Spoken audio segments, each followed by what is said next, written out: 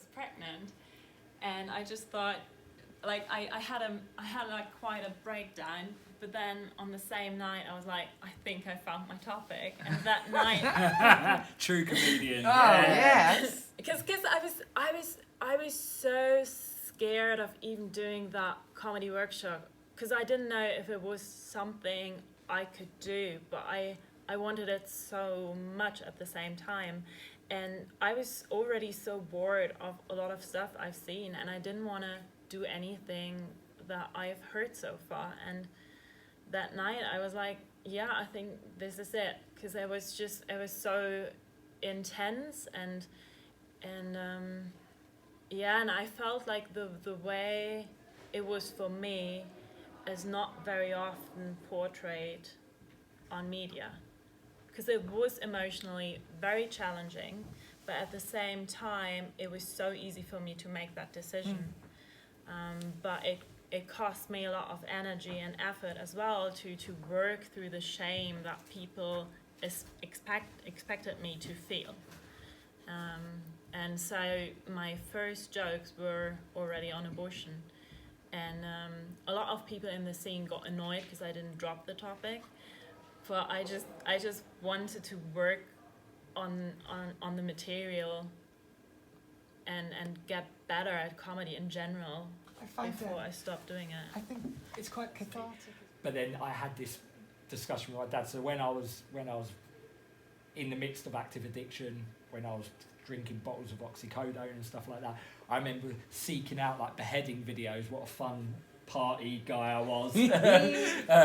And like watching it just to kind of, as a bit of an endurance thing of like, just to see if I can be exposed to that and like still manage to watch it and to get through it and to kind of just to see the far reaches of humanity. But then my dad, like, he's always been a bit reserved about his police work. But then the other day he got really pissed off about it, and he said, no, do you know what, fuck you, because I've seen the real world consequences of that and what them kind of things that happen, like how dare you. So I'll talk about like wound dipping or whatever, but if people can recognise a little bit of themselves in that scenario, it can be a good bonding thing, and it can make us overcome, you know, certain things. yeah. But I mean, one of the things like what? Where's my grammar going? I know it. I'm sorry, Martha. I'm me with a Paisley Grammar School education too. Following on from what that which Darcy was saying, there is a difference between someone who knows what they're talking about doing it, like yourself. You've worked with Samaritans. Your at least as abortion humor came from personal experience.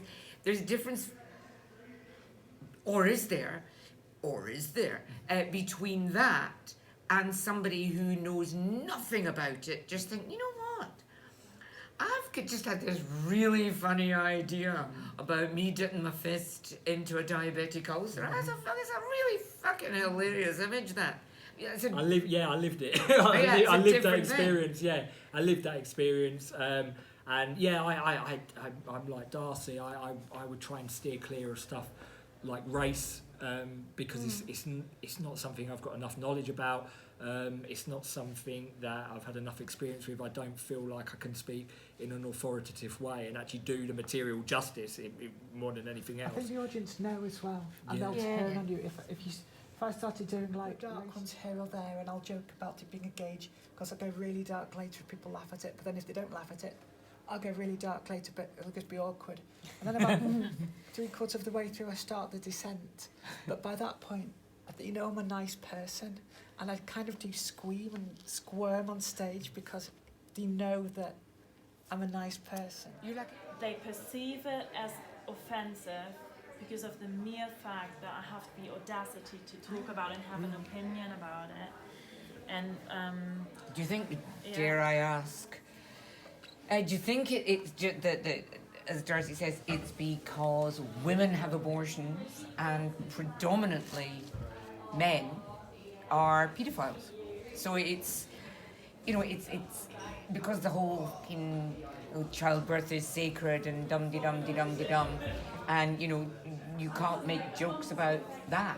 Yeah, I actually really think a lot of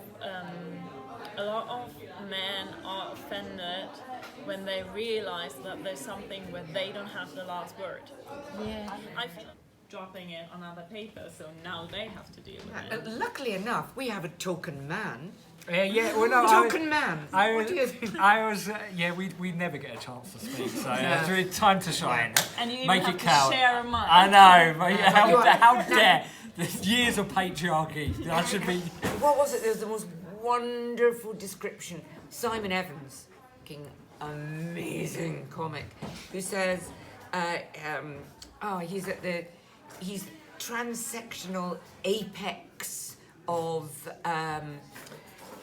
privilege in that he is a cis white male. Yes, that's very much me. So that's you. You're at the transsectional apex. Yes, no, privilege. I get frustrated that. So like when I discuss like the corporeal aspects of life, like I love James Joyce because he talks about the piss, the shit, the all that kind of stuff. Love putting that in my material. I love exploring that, and I always get so frustrated when I see female acts who have brilliant stuff on that have to work that much harder to win the audience round, and the amount of times I've seen like female acts just really have to I'll get away with it quite quickly. Not always. These mainstream rooms I've been doing, I start bringing in the stuff about being addicted to holding in a shit and that, and they're like it can be a bit alienating. But